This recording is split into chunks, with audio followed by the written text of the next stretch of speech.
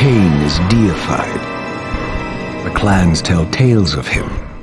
Few know the truth. He was mortal once, as were we all.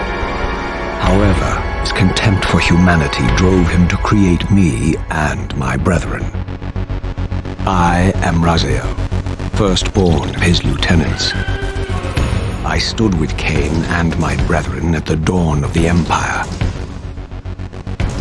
I have served him a millennium. Over time, we became less human and more divine. Kain would enter the state of change and emerge with a new gift.